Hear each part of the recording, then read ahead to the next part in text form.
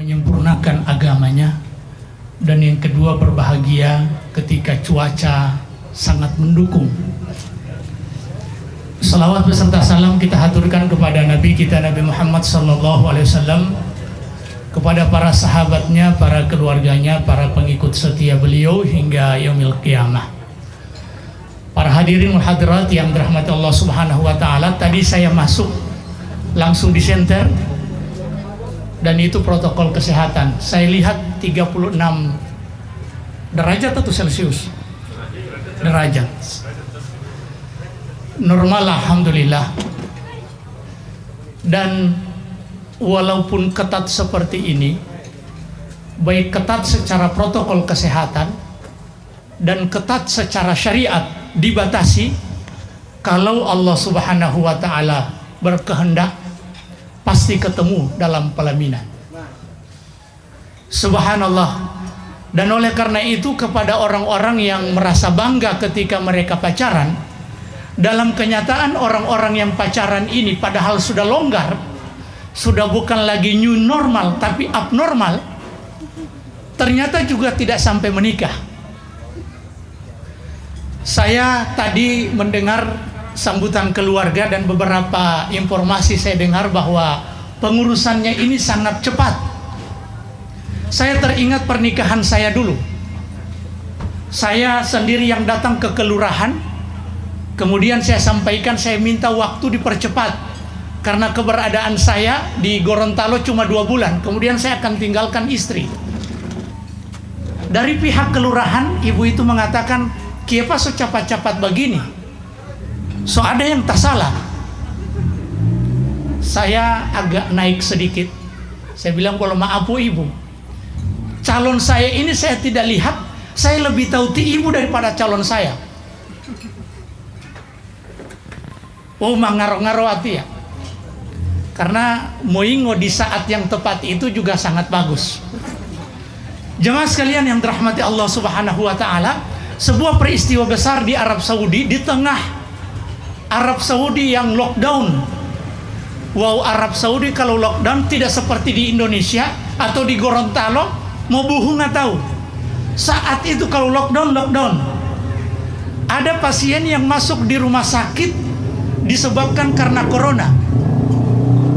Keluar dari rumah sakit, ternyata masuknya dia di rumah sakit menjadi penyebab dia mempersunting seorang dokter yang ada di rumah sakit tersebut. Luar biasa. Kalau Allah Subhanahu wa taala berkehendak menyatukan dua hati yang berbeda, walaupun dia berada di kutub utara, yang satu berada di kutub selatan, Allah akan pertemukan mereka berdua. Dan pada saat Allah Subhanahu wa taala mempertemukan mereka berdua, disinilah peran, baik peran keluarga dan peran kedua mempelai. Peran keluarga seperti apa? Pertama,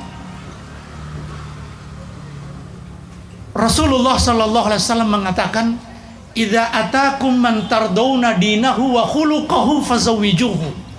Wa numahina awame delimongoli betia, seseorang yang kalian ridhoi akhlak dan agamanya. Nabi sebutkan akhlak dan agama. Wa utiju batar wala ta'limu yamin. Akhlak dan agamanya.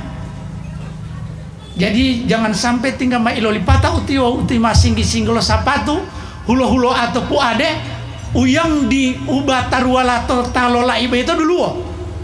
Akhlak dan agamanya. Dan ini ditujukan kepada keluarga mempelai, kedua keluarga wanita. Fazawijuhu, maka nikahkan dia. Toli muamati yo. Kenapa?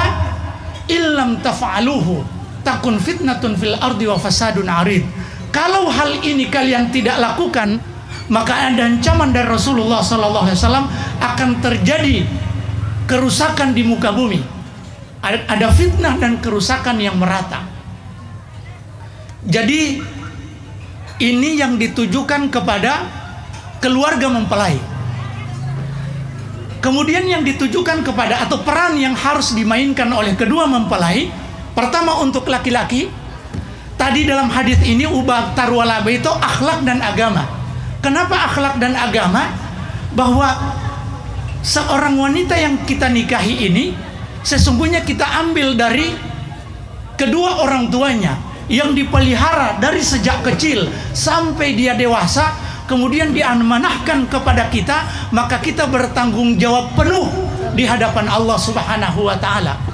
Yang kita pertaruhkan adalah pertama agama. Kalau agama, dan agama ini harus dikawal dengan akhlak. Betapa banyak orang-orang yang beragama tapi tidak berakhlak dengan baik, dan betapa banyak orang yang berakhlak yang baik cium tangan dengan ti papa mantu mama mantu, tapi bangu-bangu magaribu ti bodong hemi itu takraw, tidak berakhlak dengan Allah Subhanahu wa taala. Maka dua hal ini yang perlu untuk kita harus perhatikan sebagai lelaki. Dan subhanallah, lelaki itu diberikan kelebihan oleh Allah Subhanahu wa taala dibandingkan perempuan, dan perempuan di balik hijab ini tidak boleh mengganggu gugat. Harus diterima ini dengan keimanan bahwa ar-rijalu qawwamuna 'alan nisa. Laki-laki itu sebagai qawwam. Laki-laki itu sebagai pemimpin bagi perempuan. Kenapa? Ada dua alasan. Alasan yang pertama, bima faddalallahu ba'dakum 'ala ba'din. Ini adalah merupakan keutamaan yang Allah berikan kepada laki-laki. Wa bima anfaqu, dan juga dia memiliki kesiapan untuk menafkahi. Dan perlu kita ketahui bahwa masalah rizki itu di tangan Allah Subhanahu wa taala. Betiti bapak-bapak, ibu-ibu, tamahi toa, mahi okara Jawa, mahi odoi atau deposito atau bank, dulu menikah modal dengkul, dan dulu mungkin modal cinta,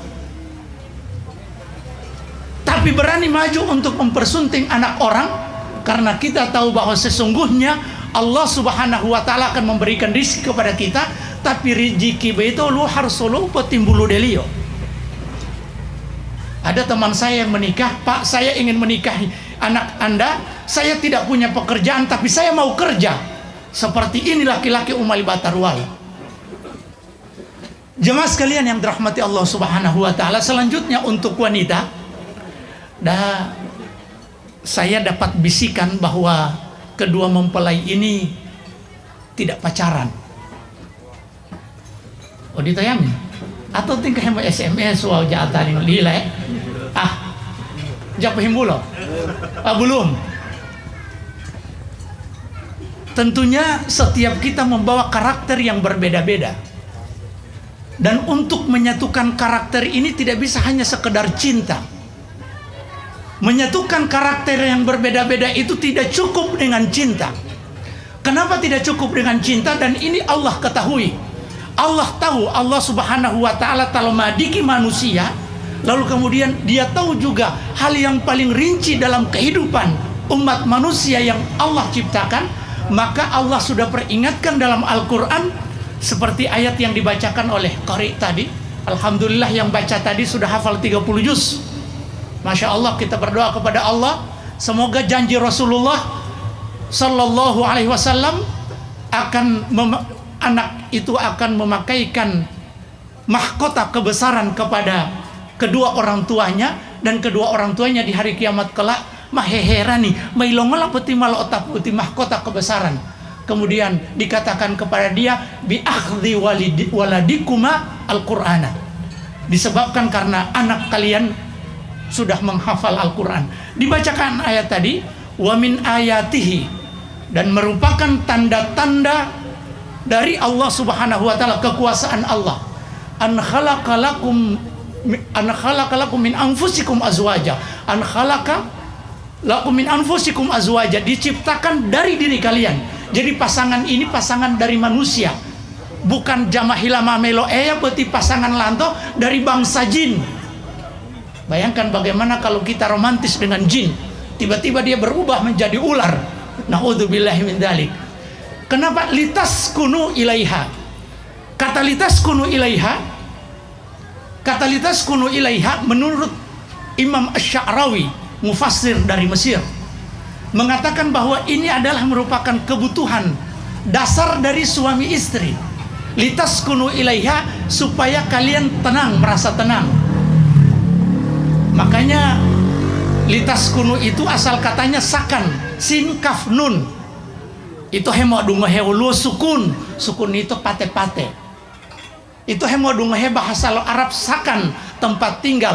Wan karnaan bot tutulu heto tibawal hulu deh. Atau bot dulu deh karena banjir tidak akan pernah tenang.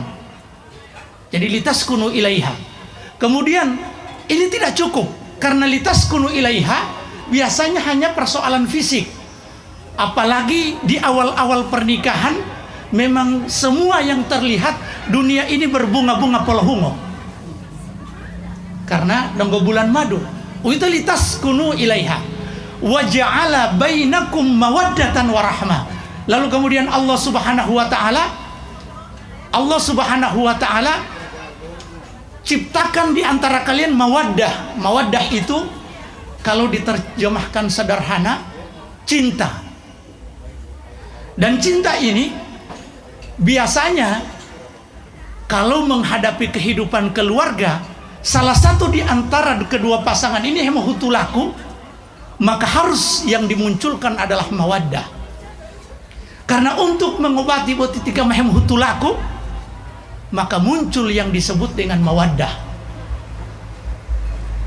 Kemudian tidak cukup dengan mawaddah, karena mahutulaku kadang mahutulaku meturusi. Ya walaupun hutulaku turusi yamin. Kalaupun mahutulaku turusi, maka ada yang disebut dengan warahmah. Warahmah ini kadang kewajiban dari setiap pasangan ini tidak tertunaikan, maka membuat masalah. Maka disinilah tampil untuk mengobati persoalan ini adalah dengan mawaddah, kasih sayang, atau dalam bahasa lain kasiyang. Jadi tidak hanya cinta kasih yang dibutuhkan, tapi juga kasihan. Jemaah sekalian yang dirahmati Allah Subhanahu wa taala, saya sampaikan ini bukan berarti bahwa kita ini sudah punya pengalaman atau kehidupan rumah tangga kita, kehidupan rumah tangga yang misali, kehidupan rumah tangga yang memang proporsional. Tidak, tapi kita dalam rangka saling menasihati.